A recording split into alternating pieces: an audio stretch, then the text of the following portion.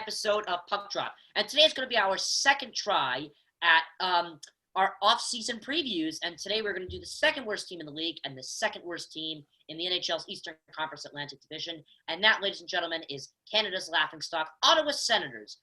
So let's get started. Jacob's going to run today's episode. Feel free to inform us on some statistics. I can't speak today. Statistics. And let's get going. Statistics. All right, let's get started.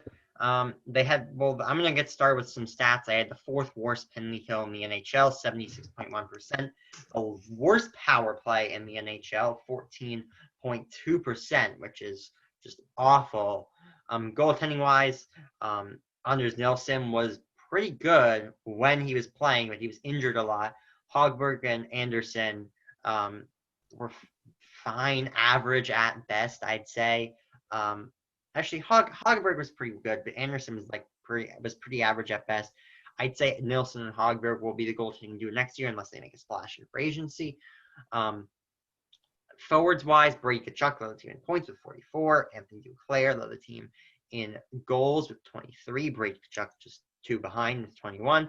And Thomas Chabot led the team in assists with 33 assists. Yeah, so let me just take the mic from you real quick, Jacob. I think this would be, maybe, I might be wrong, but this is just kind of a rough stat I think I might have figured out I'm right about. This might be one of the worst teams to not finish last in anything in the standings. Except. Yeah, I mean, Detroit, they didn't give Detroit a run for their money, but you know what? Detroit, the Senators deserve to come dead last, but Detroit outplayed them at that, or I don't know. I wouldn't say outplayed is the right word. They outsucked them. Hold the They did not finish last in their division. They did not finish last in their conference, and they didn't even finish last in the entire league. Wow, that's impressive, guys. Good job. Good job, my camera. The record was terrible. Congrats. 25 wins, and oh my God, they had 48 losses with only 12 of them in overtime. They were awful. They were just god-awful. Good job, Senators. Since you didn't get last in the league, your conference, and your division, you get a sticker with a gold star saying, Good job. Good job, Senators. No, but in all seriousness, they deserve to come last in this year. They deserve to come last this year. They did not play well whatsoever. But they have a nice core with Brady Tkachuk and Thomas Chabot. Yeah. And the number 3 and 5 pick in this year's draft. Yeah, they have a number 3 and 5 pick. I think they were a little bit screwed out of number 1 by the Rangers, but you know what? It is what it is. They have a 3 and 5 pick. They have Tkachuk. They have Chabot. They have a nice core, and in this, and they could take the next step in their miniature rebuild. I would call it, because it's not a full-on rebuild. I would say. No, I think the next step. I think they could really take the next step in this. Fine, we'll call it the full rebuild if you want, but when you trade all your best players, that's a full-on rebuild. I mean, I guess, but they're not far off. Fine, a full rebuild. They're going this year, this coming year. They're gonna go from complete suckiness, complete crap, to probably mediocre, middle of the pack, because they have a good core, and you can't stymie a good core forever. In terms of goals, Anthony Duclair, number 10, the left wing, had 23 goals. He was on top of the team for that one. Number 72 for Ottawa in assists was the defenseman Tommy Chabot, showing a little offensiveness with 33 assists, leading the team. And then Brady Tkachuk, with a good amount of goals and assists, leads him up to 44 points. The left wing. Yeah, you can't stifle a good core for all eternity. They're gonna break out at some point. Yeah. It's just a matter of when. And I think this year they're not gonna completely light the world on fire, but they're not gonna come dead last like they should have done this year. Oh, Eugene Melnyk, he should just sell the team because he doesn't want to play. He doesn't want to pay his players. If you don't want to win, why buy a hockey team? What's the point? Not making any money. So he's essentially the opposite of Mr. I. Can I basically. can I tell a story? A little story. In 2015 or 16, Mika Zibanejad, young up-and-coming center in the league, he was a top 10 pick in 2011 by the Senators. Came time, he was an RFA. Came time for him to get paid, at least a little bit. And they had the deal lined up. He was going to accept it. Eugene Melnyk did not want to pay him his signing bonus, so he was shipped off. Pierre Dorian shipped him off to the New York Rangers along with a second-round pick for Derek Brassard and a fourth-round pick. And obviously you look back at that trade, it's awful. Derek Brassard is a third line forward at best, and Mika Zibanejad is a star center who led the league in goals per game this year. Just take the story of the Mets and the Wilpons, but you know what? The Mets, they have talent in pitching, they have talent everywhere, but ownership is holding them back to their fullest potential, and this is what's happening in Ottawa. Yep. I mean, the NHL should do everything, as Urinating Tree so blatantly said, and I think I agree, yeah. You guys watch Urinating Tree, right? We're clear on who that is? Okay. He very astutely said that the NHL should do everything in its power to get this guy out of the league because he doesn't want to play. He doesn't want to pay his players. This is the thing. He will be the owner that will cause a player strike.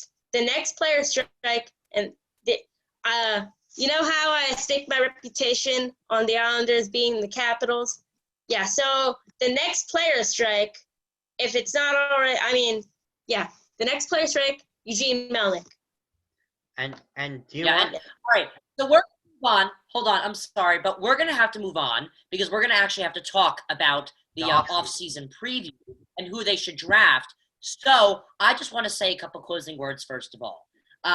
With Melnyk piloting the plane, I don't think that the plane will fly.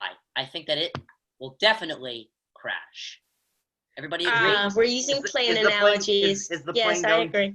And he'll try to fly that plane to Barbados to buy land in Barbados, but and other islands. And then the rats will eat the steak in the rat hole. You know what?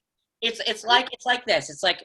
It's like buying a beautiful piece of land, but having nobody to take care of it after a storm. That's what Melnyk did. He bought his team, and he doesn't care about it. And then rats will infest the team and share a steak. All right. For those of you who don't get our analogy, that was a previous episode where Jacob was trying to do just an so awful analogy. Anyway, Jacob, speaking of you, tell us what you think the Ottawa Senators, not me. I would never, ever speak for the Senators. Tell me who the Ottawa Senators should pick in their 2 early picks in the first round of the 2020 NHL entry draft. Go ahead. Not Rick DiPietro and Rafi Torres. If you don't get that, you probably don't. The Islanders that were the last. They were the last team to have 2 top 5 picks. To have 2 top 5 picks in the same draft. That was in 2000. They picked Rick DiPietro at number 1, Rafi Torres at number 5. I think the Senators should pick either Byfield or Stizzle at 3, whoever's available of the 2. And at 5, I think if Drysdale's available, they should pick Drysdale. If not, I think their best option is either probably Lucas Raymond or Marco Rossi. But what are their chances at getting Quentin Byfield? Pretty high. I think it's actually pretty high. I've been seeing a lot of reports that LA is leaning towards Tim Stutzle. So I think Quentin Byfield going to Ottawa, there's at least a 50% or 40 to 50% chance of Byfield going to Ottawa. But in free agency wise, I don't think they're going to add much in free agency. Maybe a middle 6 forward or a bottom 4 defenseman, some leadership to shore up the core and make sure they're not below the cap floor.